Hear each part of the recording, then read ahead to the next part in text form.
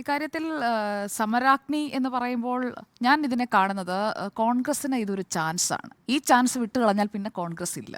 അത് ദേശീയ രാഷ്ട്രീയത്തിലായാലും കേരളത്തിലായാലും 2026-ൽ തിരിച്ചു വരാൻ കഴിയുന്നില്ല എങ്കിൽ കോൺഗ്രസിനെ സംബന്ധിച്ചിടത്തോളം അതൊരു പതനത്തിന്റെ തുടക്കമായിരിക്കും. കൂടെ നിൽക്കുന്ന ലീഗ് പോലും ഈ ലോക്സഭാ തെരഞ്ഞെടുപ്പിലെ പെർഫോമൻസ് നോക്കിയിട്ട് എന്ത് ചെയ്യണമെന്ന് തീരുമാനിക്കാനായി കാത്തിരിക്കുന്ന ഒരു സാഹചര്യമുണ്ട്. കാരണം മൂന്നാം സീറ്റൊന്നും ലീഗ് കഴിഞ്ഞ തവണ ചോദിച്ചതുപോലെ അല്ല ഇത്തവണ ചോദിച്ചത്. അതുകൊണ്ട് തന്നെ ലീഗൊക്കെ കൃത്യമായി ഈ പ്ലാറ്റ്ഫോം എങ്ങനെയാണ് സ്വിച്ച് ചെയ്യുന്നത് എന്ന് നോക്കിയിരിക്കുകയാണ്. അതുകൊണ്ട് കോൺഗ്രസിന് ഡു ഓർ ഡൈ സിറ്റുവേഷനാണ്. അത് കൃത്യമായി അവർ മനസ്സിലാക്കുന്നുണ്ട്. ഇപ്പോൾ ഇന്ത്യ ടുഡേയുടെ മൂഡ് ഓഫ് ദ നേഷൻ സർവേയെക്കുറിച്ച് സാറ് പറഞ്ഞു. പക്ഷേ അതൊന്നും ആകണമെന്നില്ല കേരളത്തിലെ മൂഡ്. അതൊന്നും ആകണമെന്നില്ല കേരളത്തിലെ മൂഡ്. കാരണം ഈ പറയുന്ന 20-20 സാധ്യതയുണ്ട്. 20-20 എന്നൊക്കെ പറയുന്നത് അത് വളരെ വിദൂരമായ സാധ്യത മാത്രമാണ്. കാരണം LDFനെ അങ്ങനെ എഴുതി തള്ളാൻ കഴിയുന്ന ഒരു സാഹചര്യമല്ല നിലവിലുള്ളത്. അതിന് ഈ തദ്ദേശ ഭരണ തെരഞ്ഞെടുപ്പുകളുടെയോ അല്ലെങ്കിൽ നിയമസഭാ തെരഞ്ഞെടുപ്പുകളുടെയോ, ലോക്സഭാ തെരഞ്ഞെടുപ്പ് എന്ന് പറയുമ്പോൾ അതിൻ്റെ ഒരു ഇലക്ഷൻ എഞ്ചിനീയറിംഗ് എന്ന് പറയുന്നത് ഡിഫറൻറ്റ് തന്നെയാണ്. അപ്പോൾ അതിൽ കൃത്യമായി എങ്ങനെ മുന്നോട്ട് പോകണം എന്നുള്ളത് LDFന് നന്നായി അറിയാം.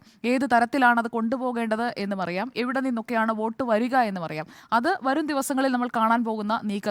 അതിൽ എനിക്ക് തോന്നുന്നില്ല കോൺഗ്രസിന് പൂർണ്ണമായും 20-20 നേടാൻ കഴിയുമെന്ന്. കാരണം പല മണ്ഡലങ്ങളിലും ഈ മൂഡ് ഓഫ് ദി നേഷൻ സർവേയിൽ സാറ് നെഗ്ലക്റ്റ് ചെയ്ത് കളഞ്ഞ അല്ലെങ്കിൽ അത്ര കിട്ടില്ല എന്ന് പറഞ്ഞതിനെ ഞാൻ വേറൊരു തരത്തിലാണ് അതിൻ്റെ ഒരു ഇലക്ട്രൽ മാത്ത് കാൽക്കുലേറ്റ് ചെയ്യുന്നത്. അതായത് ഓരോ 20 മണ്ഡലങ്ങളിലും BJP പിടിക്കുന്ന വോട്ടുകൾ അത് ജയപരാജയങ്ങൾ നിർണ്ണയിക്കുന്നതിൽ ഇത്തവണ നിർണായക ഘടകമായി മാറും. കാരണം UDFിൽ നിന്ന് എത്ര ഊറ്റിയെടുക്കുന്നു അതിനനുസരിച്ച് LDFന് മറുഭാഗത്ത് സാധ്യത കൂടുകയാണ്.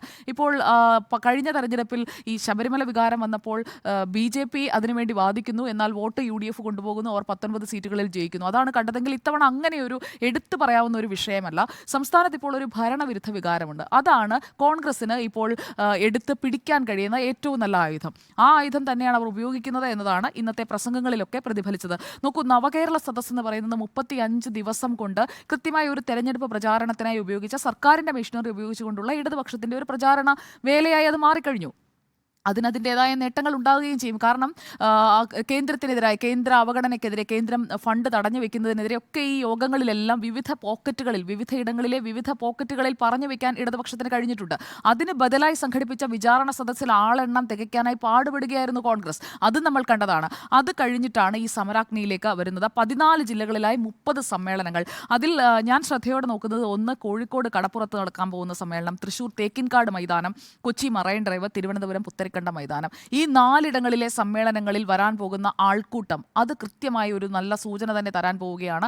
എങ്ങനെയായിരിക്കും ഈ തെരഞ്ഞെടുപ്പിൽ ജനത്തിന് കോൺഗ്രസിനോടുള്ള UDFിനോടുള്ള കാസർഗോഡ് കണ്ട ജനാവലി എന്ന് പറയുന്നത്. നമ്മൾ നോക്കൂ, ഒരു സമ്മേളനം തുടങ്ങുമ്പോൾ അല്ലെങ്കിൽ ഒരു പരിപാടി തുടങ്ങുമ്പോൾ ആളെ കൂട്ടാൻ എളുപ്പമാണ്. പക്ഷേ വരും ദിവസങ്ങളിൽ അത് കണ്ടിന്യൂ ചെയ്യാൻ കഴിയുന്നുണ്ടെങ്കിൽ മാത്രമാണ് അതൊരു വിജയമായിട്ട് കാണാൻ കഴിയുക. നവകേരള സദസ്സിൽ കൃത്യമായി ഓരോരുത്തർക്കും നിശ്ചയിച്ചിരുന്നു ബൂത്ത് തലം മുതൽ എത്ര പേരെ കൊണ്ടുവരണം, എങ്ങനെയൊക്കെ കൊണ്ടുവരണം. അതിനിടയിൽ ചില ഓഡിയോയൊക്കെ പുറത്തു വരുന്നത് നമ്മൾ കണ്ടു, ആളെണ്ണം കൂട്ടാൻ വേണ്ടി കാണിച്ച ഗിമ്മിക്കുകളൊക്കെ. ഇവിടെയും അതേ രീതിയിലുള്ള ഗിമ്മിക്കുകൾ കോൺഗ്രസും ഉപയോഗിക്കുന്നുണ്ട്, ഇല്ല എന്നൊന്നും ഞാൻ പറയുന്നില്ല. കാരണം കർഷകർ, തൊഴിലാളികൾ, യുവജനങ്ങൾ, സ്ത്രീകൾ, ജനകീയ സമരങ്ങളിൽ പങ്കെടുത്തവർ, കലാസാഹിത്യ രംഗത്തെ പ്രമുഖർ, പോലീസിന്റെയും മാഫിയകളുടെയും അക്രമത്തിനിരയായവർ, ദുരിതമനുഭവിക്കുന്ന പ്രവാസികൾ, ലൈഫ് ഉൾപ്പെടെയുള്ള ജനക്ഷേമ പദ്ധതിയിൽ നിന്ന് തഴയപ്പെട്ടവർ, പിന്നെ മറിയക്കുട്ടി ചേച്ചിയെ പോലെയുള്ള സാമൂഹിക ക്ഷേമ പെൻഷനെ കുറിച്ച് പറയാൻ കഴിയുന്ന ആളുകൾ, അങ്ങനെയുള്ള ഒരു ക്രൗഡിനെ ആയിരിക്കും കോൺഗ്രസ് ഈ പരിപാടിയിൽ ഉടനീളം അണിനിരത്താൻ പോവുക. അതായത് സർക്കാരിനെതിരായ ഒരു ഭരണവിരുദ്ധ വികാരം ആളിക്കത്തിക്കുക. സമരാഗ്നി എന്നതിലൂടെ അവരുദ്ദേശിക്കുന്ന അതാണ് എന്നാണ് ഞാൻ മനസ്സിലാക്കുന്നത്. പ്രധാനപ്പെട്ട ജില്ലകളിലൊക്കെ ഒന്നിലധികം പൊതുസമ്മേളനങ്ങൾ നിശ്ചയിച്ചിരിക്കുന്നതും ഇങ്ങനെയുള്ള ആളുകളെ കൊണ്ടുവന്ന് അവരെ മാധ്യമങ്ങൾക്ക് മുന്നിൽ പ്രസന്റ് ചെയ്യാൻ വേണ്ടി തന്നെയാണ്.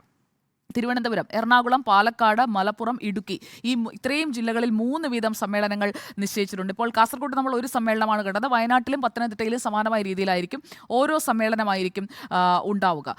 ഇതിൽ കോൺഗ്രസ് ഉദ്ദേശിക്കുന്ന മറ്റൊരു കാര്യം, ഭാരത് ജോഡോ ന്യായ യാത്ര എന്ന് പറഞ്ഞ് രാഹുൽ ഗാന്ധി തുടങ്ങിയ യാത്ര നഷ്ടത്തോട് നഷ്ടം നേരിട്ടാണ് മുന്നേറിക്കൊണ്ടിരിക്കുന്നത്. ബീഹാറിലേക്ക് ചെന്നപ്പോൾ അത് പോകുന്നു, ബംഗാളിലേക്ക് ചെന്നപ്പോൾ അത് പോകുന്നു, അങ്ങനെ നഷ്ടം നേരിട്ടുകൊണ്ടിരിക്കുന്ന ഭാരത് ജോഡോ യാത്ര. പക്ഷേ സമരാഗ്നി യാത്ര അവർക്കൊരു നേട്ടമാകാനുള്ള സാധ്യത അവിടെ നിലനിൽക്കുകയാണ്. ഇന്നിപ്പോൾ KC വേണുഗോപാൽ പറഞ്ഞ പ്രധാനപ്പെട്ട ഒരു വാചകം എന്ന് പറയുന്നത്, നരേന്ദ്രമോദിയുടെ മുന്നിൽ കവാത്ത് മറക്കുന്ന മുഖ്യമന്ത്രി പിണറായി വിജയന് ഗവർണറോട് ഏറ്റുമുട്ടാൻ എന്ത് ധാർമ്മികതയാണുള്ളത് എന്ന് പറഞ്ഞുകൊണ്ട് അവരവിടെ ഒരു സ്റ്റാൻഡ് എടുക്കുകയാണ്. അതുതന്നെയായിരിക്കും ഇനിയുള്ള പ്രസംഗങ്ങളിലെല്ലാം ഈ നേതാക്കൾ മാറിയും തിരിഞ്ഞും ആവർത്തിക്കാൻ പോവുക. കേരളത്തിൽ UDFനെ അധികാരത്തിലെത്തിക്കുകയാണ് ലക്ഷ്യം. അതായത് 2026 തങ്ങളുടെ ലക്ഷ്യം. 2024 തങ്ങൾക്കൊരു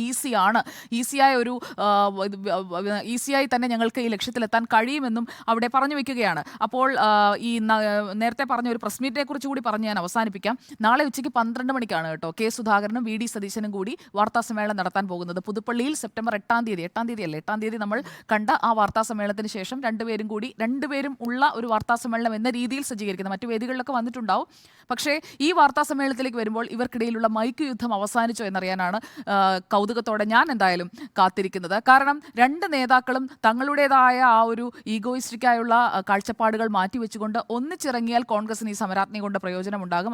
അല്ലാതെ ഒരാൾ ഒന്ന് പറയുകയും മറ്റേയാൾ മറ്റൊന്ന് പറയുകയും ചെയ്യുന്ന ഒരു രീതിയിലേക്ക് പോയാൽ കോൺഗ്രസിന് സമരാജ്ഞിയല്ല എന്ത് അഗ്നി ജ്വലിപ്പിച്ചിട്ടും ഒരു കാര്യവും ഉണ്ടാകില്ല. ദേശീയ തലത്തിൽ കോൺഗ്രസ് വലിയ തിരിച്ചടി നേരിടുന്നുണ്ടെങ്കിലും കേരളത്തിൽ ഉള്ളത് പിടിച്ചു നിർത്താനെങ്കിലും സമരാജ്ഞി കൊണ്ട് കഴിയുമെന്ന് ഞാൻ പ്രതീക്ഷിക്കുന്നു. പക്ഷേ ഈ 20-20 എന്ന് പറയുന്നത് സാധ്യമാകുമെന്ന് ഞാൻ കരുതുന്നുമില്ല.